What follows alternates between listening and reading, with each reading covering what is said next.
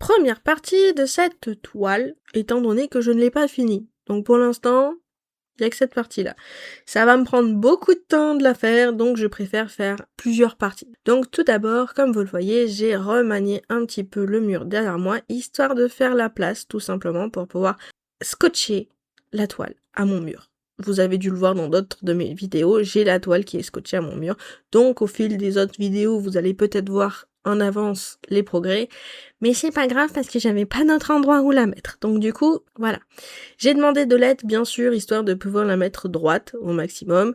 Et ensuite, j'ai mis un deuxième coup de scotch pour bien la maintenir et tout ça, parce que je sais qu'elle va y rester un long moment. Alors bien sûr, j'ai pris du scotch pour la peinture murale, voilà. Histoire de, quand je l'enlève, de pas me retrouver avec un rectangle de vide dans ma peinture murale. Bref. Donc du coup, j'ai commencé, je voulais faire dès le départ un paysage marin, et le problème étant que je me suis dit, je ne vais jamais y arriver, donc je vais faire autre chose. Bon, c'est un peu tourné en rond, mais bon. Donc du coup, je me suis dit, je vais faire l'intérieur de la cabine du capitaine. Donc j'ai commencé à faire les vitres, machin, à faire la grille pour pouvoir faire les vitres. Ensuite, j'ai continué à faire la grille de la perspective, histoire d'être bonne dans ma perspective, tout simplement, et d'avoir une bonne aide, parce que étant donné que je suis proche du papier et que je peux pas beaucoup reculer à cause de mon bureau, je n'ai pas de recul visuel, donc j'ai besoin de vraiment m'aider. Et franchement, on s'en fiche d'avoir besoin d'aide ou pas, ce qui compte, c'est de réussir à faire ce qu'on a envie de faire. Donc j'ai fait cette grille. Ça m'allait pas trop. Je me suis dit, je laisse ça là, et je vais faire la pieuvre. La pieuvre que je veux en premier plan. Je veux une pieuvre avec l'encre, et en fait, je vais mettre des tentacules autour de l'encre. Voilà. Je me suis dit, ça, au moins, je sais que ça, je suis sûre de ça. Donc j'ai commencé à le faire en peinture, parce que je me suis dit, pourquoi s'embêter à faire le croquis au crayon pour ensuite passer de toute manière à la peinture. Donc j'avais envie de vraiment passer à la peinture, de pouvoir bien mettre les couleurs comme j'avais envie, d'arrêter de recouvrir ce blanc de la toile qui est absolument énervant et que j'aime pas du tout garder, et mais que là j'avais gardé vu que je voulais faire le croquis de fond à la peinture. Donc bref. Donc voilà, j'ai fait donc la pieuvre, ensuite je passe à l'encre, je passe aux tentacules que j'ai décidé de bien rajouter, machin. Et bon, j'en ai fait un aussi en haut à droite, je suis pas sûre de le garder celui-là. Mais bref. Donc après avoir fait le premier plan exactement comme je le voulais, enfin avoir posé les trucs comme je le voulais, je me suis dit, j'ai vraiment pas envie de la cabine, de l'intérieur de la cabine, donc je vais faire la vue de derrière du navire. Enfin, et ensuite je me suis dit, je le verrai bien au fond de la mer. Donc j'ai commencé à faire les rochers. Mais ça m'allait pas. Alors j'ai fait un mort, j'ai fait un machin, j'ai regardé pour faire une ligne, pour faire le kraken. Franchement, j'étais pas motivée, ça m'allait pas. Donc je me suis dit, je vais tout remplir en bleu, étant donné que je sais que dans tous les cas, j'ai besoin de remplir la toile, de couvrir le blanc de la toile.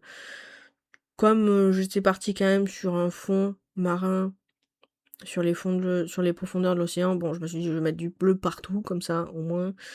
J'en avais plein sur ma toile, j'ai un gros tube que je sais pas comment faire, donc je me suis dit, allez hop, je remplis tout, je veux plus voir une tache de blanc sur ma toile. Ensuite, j'ai fait des tests pour faire des rochers, machin, bon, ça m'a pas plu. Voilà, tout simplement, donc je me suis dit, je laisse sécher, et là, on est un petit peu après, alors un petit peu, on se connaît quelques mois après, et donc, je me suis dit que je n'arriverais pas à faire cette toile. Pour Morny, c'est pareil, je m'étais dit que j'arriverais pas à faire la ville. Et bien là, je me suis dit, on va mettre le temps qu'il faut, mais on va y arriver. J'ai une idée dans ma tête. De toute façon, n'importe quoi que je ferai d'autre, je ne le trouverai pas satisfaisant. Donc, j'y vais. Donc là, j'ai commencé à faire les côtes. À faire la côte simplement de tout ça. J'y vais directement à la peinture pour avoir un visuel, et voilà, parce que je le fais à la peinture. Le deuxième croquis. Et du coup, pour le phare qui est tout devant, je me suis pris un petit peu sur Keteou, sur le phare de Keteou, parce que je l'aime beaucoup. et bon après je vais pas faire exactement le même. Comme je veux pas avoir toutes les antennes et les trucs comme ça sera pas exactement pareil. Et j'étais assez satisfaite quand même de ce que j'avais fait comme cote. Je me suis dit que c'était pas déconnant le truc et que je pouvais continuer. Donc comme là la peinture n'était pas sèche et tout ça, que j'avais envie de continuer de peindre, je me suis dit: «Je vais commencer à m'attaquer au ciel» et bien entendu, comme la peinture avec le liquin est assez légère, est assez fluide, et bah, ça a pas recouvert le croquis d'avant. Donc j'ai dû mettre un petit peu plus, de quantité de peinture, j'ai mis du blanc aussi et je me suis dit: «Bah, tant pis, je vais travailler avec la grosse peinture machin». Bon, je savais très bien que, bah, arrivé à un certain stade, j'allais patauger dans la purée, donc du coup, j'allais pas pouvoir continuer.